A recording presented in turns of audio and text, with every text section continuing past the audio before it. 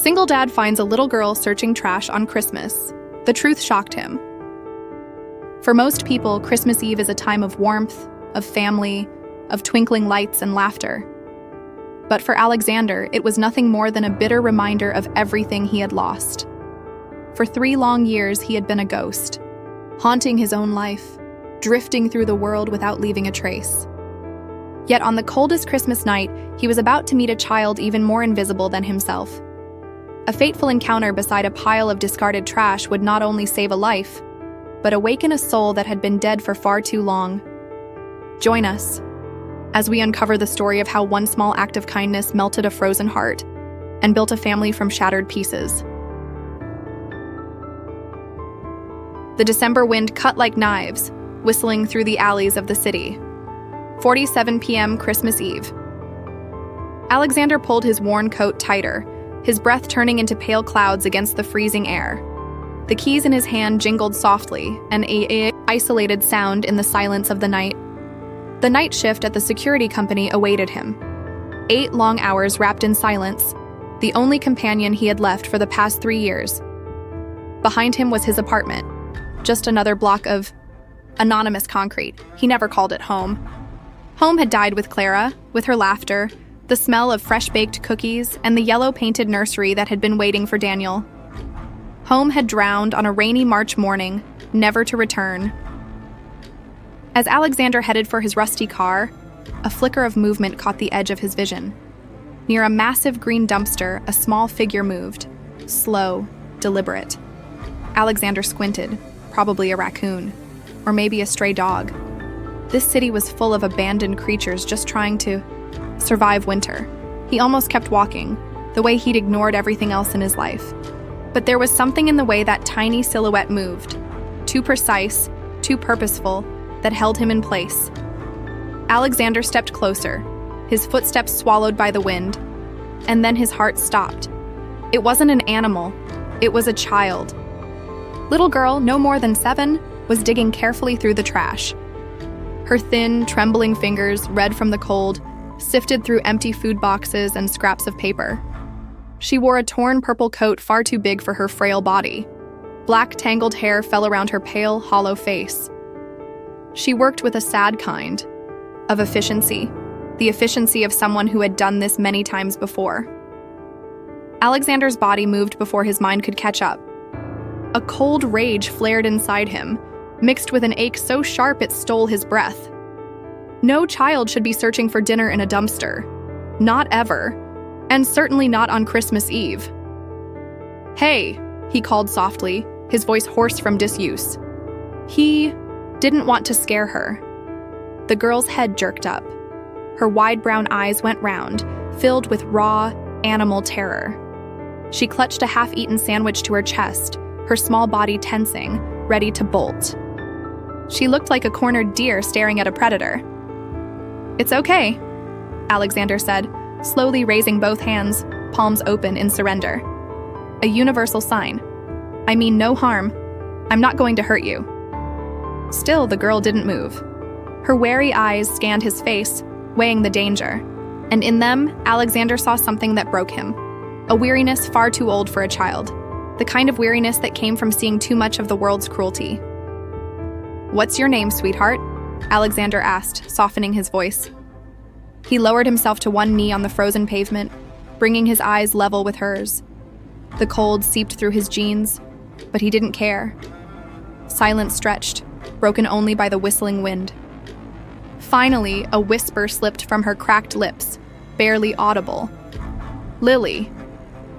"Lily," Alexander repeated.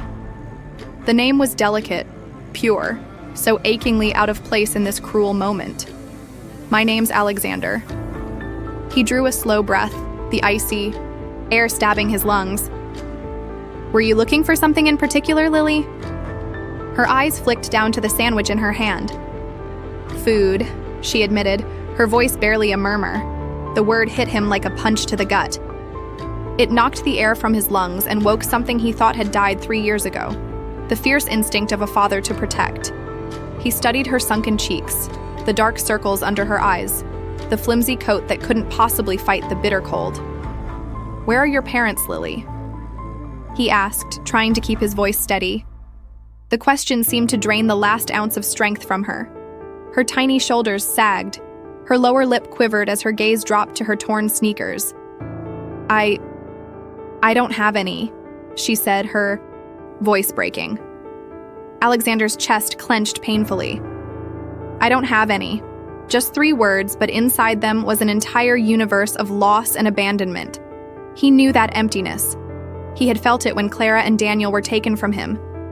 But he was a grown man. This was a child. A child alone in the freezing dark of Christmas Eve. He couldn't walk away. He couldn't turn his back. The job, the shift, the loneliness he had resigned himself to, none of it mattered anymore. In this moment, there was only him and this little girl. 2 broken souls under a cold winter sky. And the choice he was about to make wouldn't just change this night. It would change everything.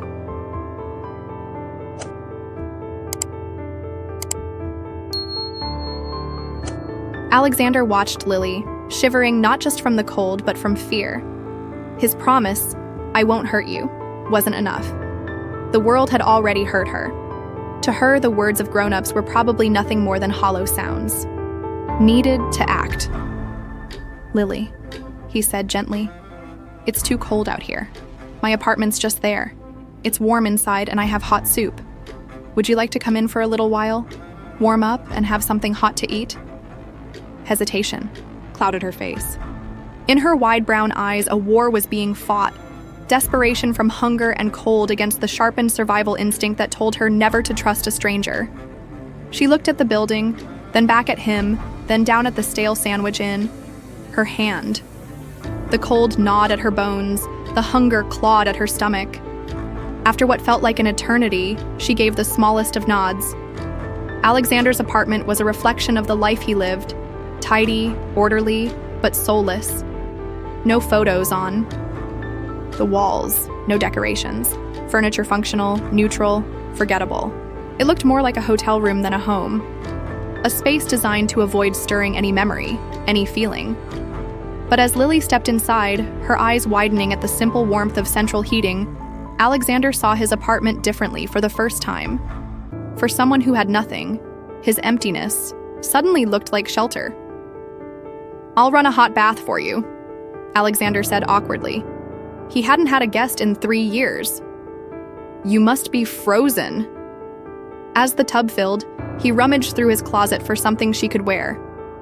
An old t-shirt that would hang on her like a dress, a clean pair of socks, drawstring sweatpants he could tie tight.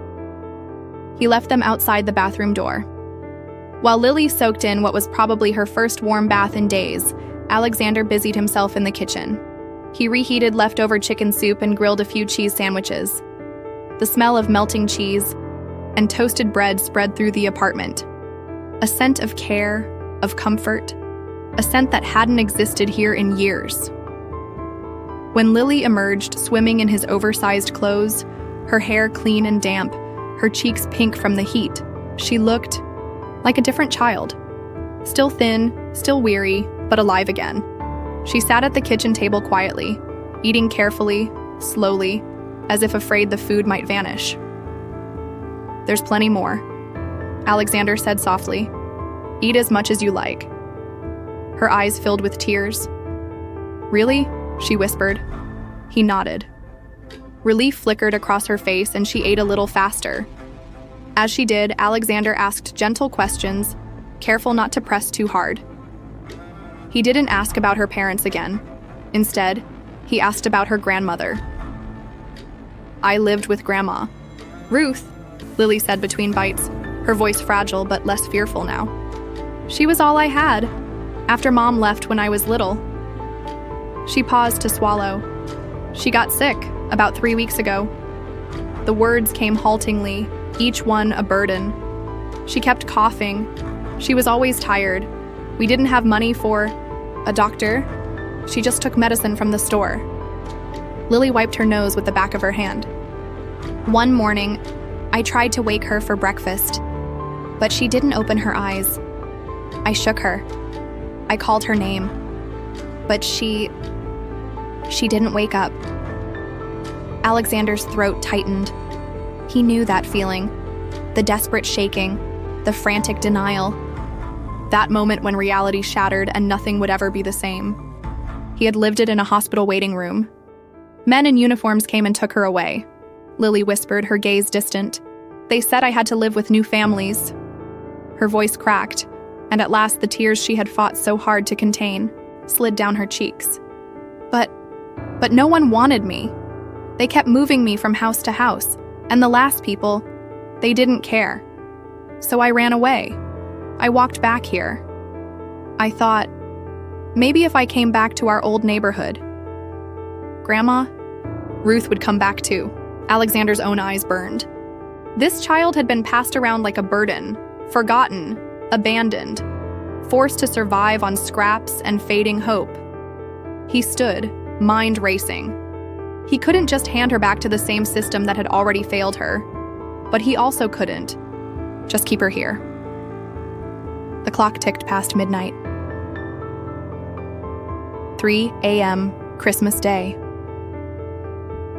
That night, as Lily slept uneasily on his couch, curled beneath a heavy blanket, Alexander did not sleep.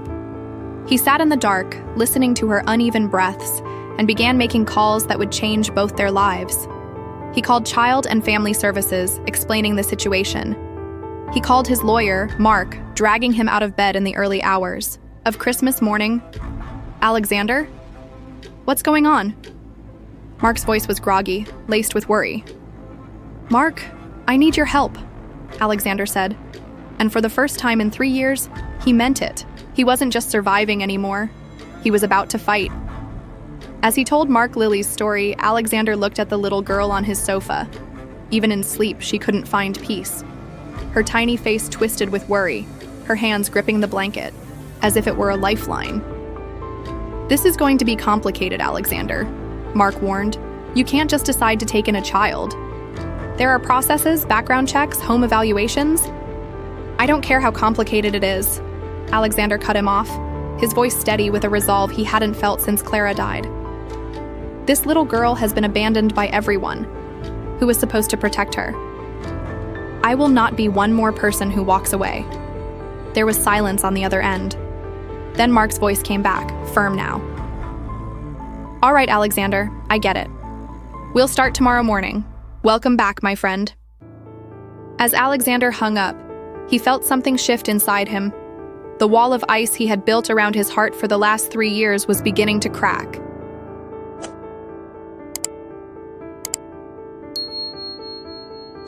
Christmas morning. The pale light of dawn spilled into the apartment, but there was no festivity in it, only tension. Lily woke with a gasp, panic flashing as she realized she was in an unfamiliar place. But when her eyes landed on Alexander, still sitting in the armchair across from her, watching over her, the fear softened into cautious surprise. "You're still here?" she whispered, as if she couldn't quite believe it. "Of course," Alexander said, forcing a small, awkward smile. "I told you, I'm not going anywhere." But keeping that promise was harder than he imagined. A few hours later, a knock rattled the door. Not a friendly knock, a firm, official one. When Alexander opened it, he found himself face to face with a middle-aged woman in a business suit, a thick file folder in her hands. "Good morning. Carol Albright, Child and Family Services," she said, her tone professional, cool. "We received a report of a missing child possibly located at this address. Lily?" She stepped inside without waiting, her sharp eyes sweeping over the apartment, judging, cataloging, weighing. She had the air of someone who had seen it all and was not easily impressed. To her, Alexander was no savior. He was an unknown variable, a grieving single man who had taken in a vulnerable child outside official channels. "Here's the situation, Mr. Hayes," she said after speaking privately with Lily, her voice stripped of warmth. "You did the right thing getting her out of the cold, but now she needs to come with us. We have licensed foster families, screened, trained, prepared for cases like this." "No," Alexander said. The word came out sharper, stronger than he expected. "She's not going anywhere. Your system failed her. She stays here." Carol sighed, a long, weary breath. "Mr. Hayes, I understand your intentions, but that's not how it works. You have no legal right to this child. Keeping her here could be considered kidnapping. Your choice is simple.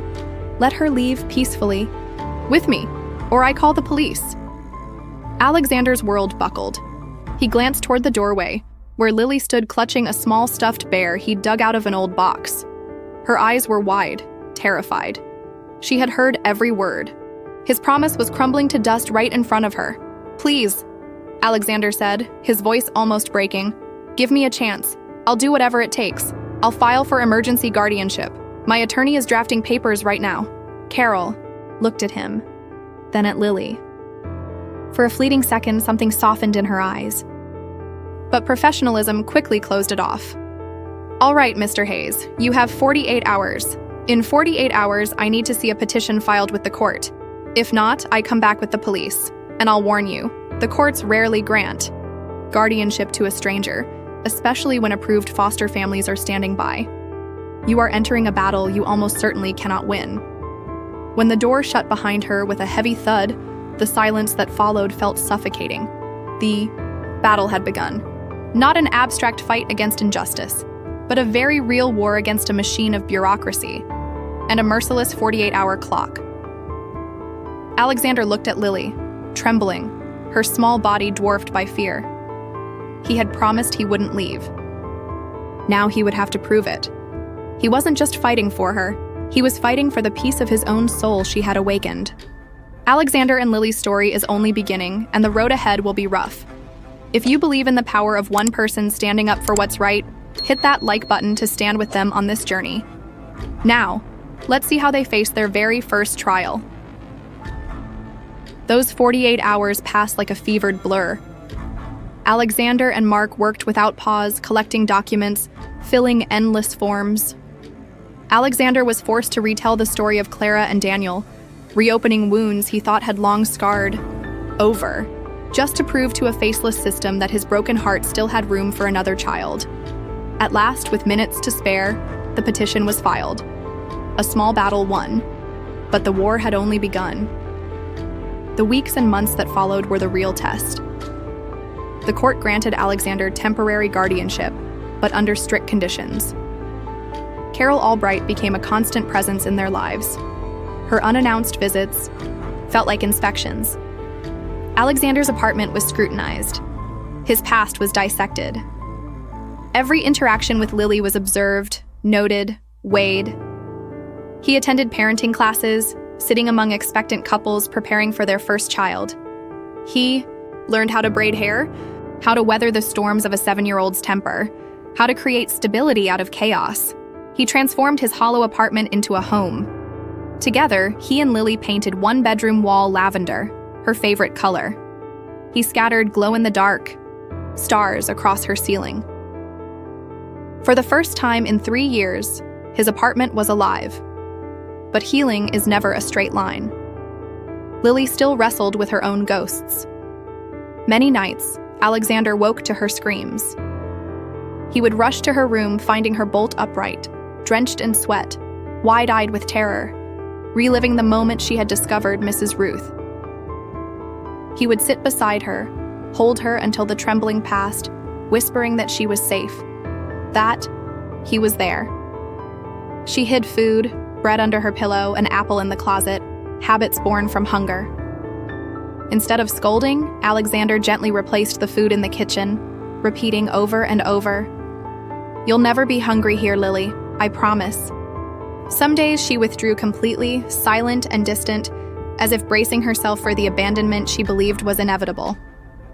On those days, Alexander never pushed.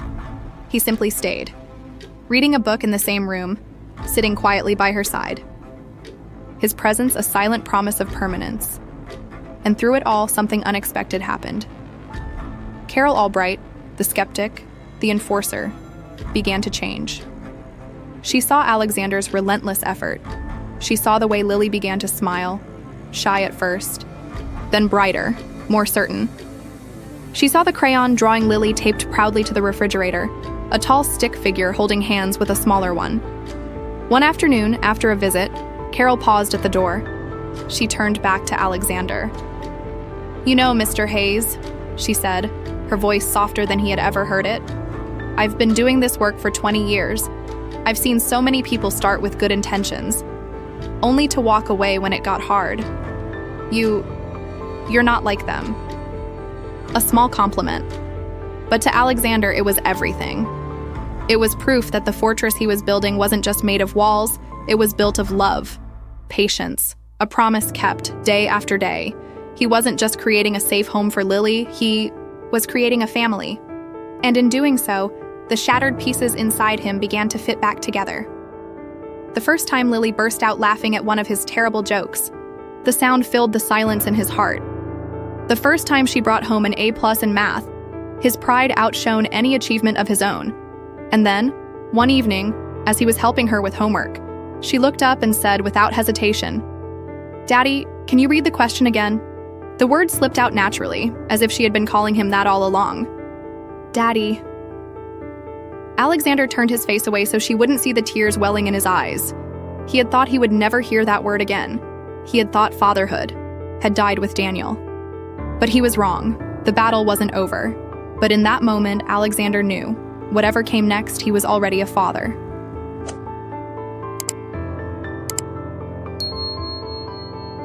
Family court, a place of broken hopes and fragile beginnings. 6 months after that fateful Christmas Eve, Alexander and Lily sat side by side on a hard wooden bench outside the courtroom, waiting for the final hearing. The air was thick with nerves. Alexander could feel his heart hammering against his chest. He wore his best suit, the same one he hadn't touched since Clara's funeral. Lily sat next to him, dressed in her favorite lavender dress. She was no longer the frail, frightened girl in a tattered coat he had found that night. She had filled out. Her cheeks glowed with life, and her eyes, though still shadowed by sorrow, now carried curiosity and trust. She squeezed his hand tightly. "Daddy, are you scared?" she asked, her voice clear, innocent. "A little," Alexander admitted, giving her hand a firm squeeze. "What about you?" Lily thought for a moment. "I think I'm excited and nervous. Like when you're about to open a present you really, really want, but you're afraid it might not be what you hoped for." Alexander's throat tightened. "And what is it you're hoping for, Lily?" She looked up at him, her eyes shining. "I hope you'll be my real dad, forever. Not just until somebody decides I have to go somewhere else." Alexander swallowed hard. "That's my hope too," he whispered, his voice breaking. When their names were called, they walked into the courtroom, hand in hand. Mark was there, offering a reassuring nod. Carol Albright sat in the front row, her presence steady and watchful. And at the bench sat Judge Miller, a silver-haired woman with eyes that seemed to pierce straight through to the truth. "Mr. Hayes," Judge Miller began, her tone firm, measured.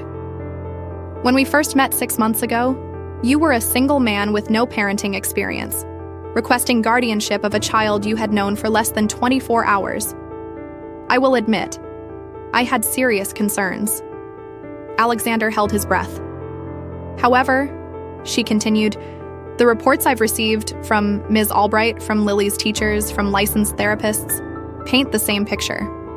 Of a man who has dedicated himself entirely to healing and caring for a child who desperately needed both." She turned to Carol. "Ms. Albright, would you like to add anything?" Carol stood. Her voice was steady, resolute.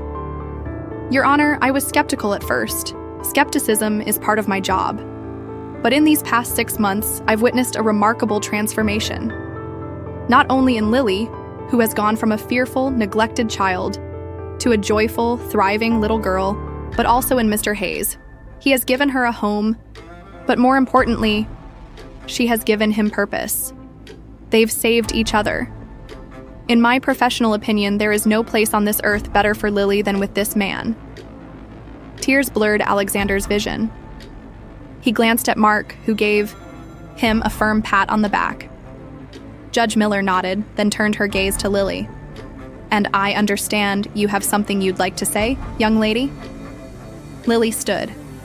Her small legs trembled, but her voice rang clear and strong. "Your Honor, Daddy, Alexander saved my life. Not just that first night when I was cold and hungry, but every day since then. He makes me feel safe again. He helps me with my homework. He braids my hair, even when it comes out crooked. Gentle laughter rippled through the courtroom. He stays with me when I have nightmares, and he always keeps his promises. I know he's my real dad. Lily finished, her eyes locked on the judge, because he chose me. And he keeps choosing me. Every single day. Silence fell over the room. Judge Miller slowly removed her glasses, dabbing her eyes with a tissue. When she spoke again, her voice carried both authority and warmth. "Well then," she said softly, "by the power vested in me, I hereby grant the petition for adoption. Mr. Alexander Hayes, from this day forward, you are the legal father of Lily Hayes. Congratulations to your new family." The gavel struck, sharp, resounding, final. It was over. They had won. Alexander's knees nearly buckled from relief and joy. He turned to Lily, who was grinning so wide he thought her cheeks might split.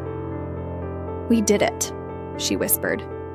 "We did it," Alexander echoed, lifting her into his arms, holding her in an embrace that carried the weight of 3 years of grief, now transformed into boundless love. That night, they didn't celebrate with a grand party. Instead, they honored their new tradition for special occasions, ordering Chinese takeout, sitting on the living room floor, and watching a cartoon. Halfway through dinner, Lily carefully handed Alexander a folded piece of paper. "This is for you, Daddy," she said, a little shy. Alexander opened it. It was a drawing. 2 figures, one tall, one small, holding hands in front of a little house. Above it, in carefully written letters, were the words, "My family." Alexander looked closer. The house had yellow curtains, just like the ones they had picked out together. In the yard bloomed flowers Lily had insisted they plant. And the 2 figures were smiling. "This is us," Lily said. Tears welled in Alexander's eyes. He knelt down so they were eye to eye. "It's more than okay, sweetheart. It's perfect." He rose, carefully placing the drawing on the refrigerator, in the place of highest honor. "Can I tell you something?" he asked.